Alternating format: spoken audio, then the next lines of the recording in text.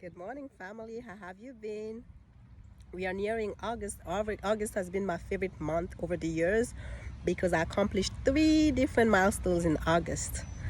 Also, in Christianity, it's the month of new beginnings. So, are you all ready to transform and walk into newness? Today, I have on this lace cotton navy blue dress. And the message I'm delivering this morning is marriage in Christ. Yes, you see me as an independent woman. I'm very self-reliant, self-sufficient, self-assured, self-dependent. But that's as a single woman. I'm this way because I had to raise myself. I've been on my own since I was 19, which is my whole adult life, in a foreign country. So I had to raise myself. So as a single woman, I don't report to anybody. I don't consult with anybody. I get up, pack, and go as I wish. But when I'm in a relationship, I am submissive. Regardless of your income, regardless of your degree, regardless of what you may have over your husband, don't use that against him.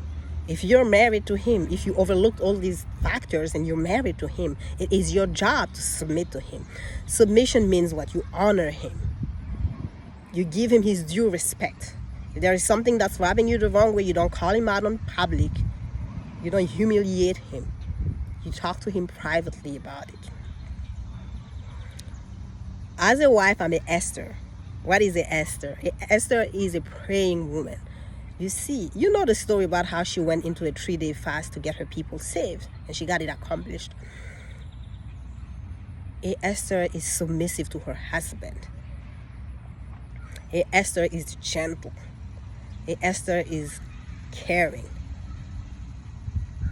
A Esther is nurturing. The same way men, husbands, you need to be a Boaz. Who is a Boaz? A Boaz is a man who's faithful to God. He has faith in the Lord. A Boaz is a man also who is faithful to his women, his wife, because he loves Ruth. He's not going to go sleeping with other women. And when men do that, actually you're swiping one bacteria and putting it into the next bacteria. Hey, guess what? Both women end up, all women, because in some cases more than 2, end up having BV, and it can get to more serious and complicated problems, and you don't want that. Also, a Boaz is a provider. From the beginning, you can see how he was giving her food to take home from the beginning. And a Boaz is a protector as well. He was keeping an eye on her, making sure that she was good on the food. She lacked for nothing. Even when he was not there, he let his head man in charge take good care of her. So this is teamwork. In the book of Genesis, if you want to know about marriage, the beginning, go read the book of Genesis chapter 2. It tells us about how women were created out of men's ribs. So we need to work together in harmony, in decency and order. And also, when a man leaves his family, he will leave his family, his mother, his father, his siblings, to go get married to a woman. Most of the divorces these days are caused by in-laws. So if you are married to somebody, men and women, and you have a problem with your spouse, pray about it, get on your knees if need be, fast about it, and then share that with your spouse. Calmly, privately, sweetly. Make your feelings be known without trying to hurt the other person. Please don't get your family involved, because you will move on, you'll get over it, but mom and dad are still so hurt that their child got treated this way. Because no matter how old we get, to our parents, we are always children, I just told that to Braylon the other day. It's going to be 4. No matter how old you get, you'll always be my baby. So that will solve a lot of marriages. Don't run to them. And look for solution. Don't because I see a lot of people are hurt out there. They're sadly almost looking for their ex in you. They're like, oh, what if it doesn't work? I walk into relationships. I walk into anything in my life, diving in head first, giving it my all. I always say I will never let my ex keep me from my next husband, And I'm not making marriage a career, in the sense that I'm not going to be married every decade, and then get divorced. No, that's not the goal. The goal next time is to get it right. one time, get it right, grow old with that person, take trips together, make memories. Because I don't know about you all, but in this stage of my life, I'm looking for Mr. Right, not Mr. Right now.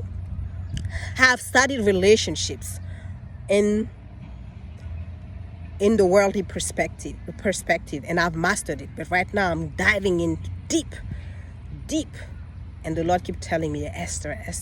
So this is who I want to be as a wife. So, and for women who are sleeping with men, hoping to get them to love them, is not the one for you. You're going about it the wrong way. Men get attached emotionally, not through sex. Sex is just an activity, a way to get their needs met. They look at it as fun. So if you're doing that with him to get his attention, no. So be clear about what you want, because guys know.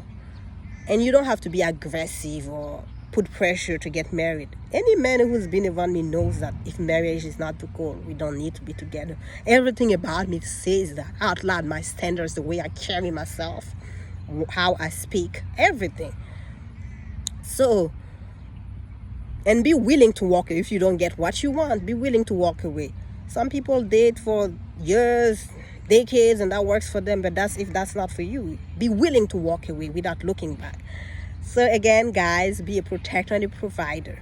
And women, respect your men. When a man feels respected, respect your husband. Again, when a man feels respected, he will do anything and everything for you. I'm letting you in on that secret that will save your marriage. He will do anything for you. I've had paychecks, full paychecks given to me. I've had a man who I dated who lived in France fly to me 3 times within 1 month. And I've had a man who didn't work but would take care of me financially in every area. So you don't have to use manipulation. You don't have to use the hidden agenda. You don't have to use sex for ransom. Respect him. When a man feels respected, he will do anything for you. Oh yeah, it's your husband's job to take care of you, not only financially, emotionally, physically, spiritually, to be there for you, to be the rock, because he's the head. As the head, he's your rock. And as a woman, as a wife, it's your job to submit to him, to respect him. I will come up with another video about respect. But you are always grateful, thankful, cheerful. Nobody likes a nagging wife. We all have problems. Nobody has time for that. Loving, kind, considerate, not emotionally all over the place. Keep your emotions in check. And again, if you have an issue, women, don't run to your girlfriend who's not even married, does nothing about marriage, and probably is secretly jealous of you because you're married. Get on your knees, if need be, fast, and then bring the issue up to your husband. You guys talk about it together. Again, don't get your families involved. And you'll see this will save a lot of marriages. Thank you for tuning in for the Full Hairstyle and Art Fill. Follow me on Instagram at Aisha for His Glory. Talk to you soon. Mwah, mwah, mwah.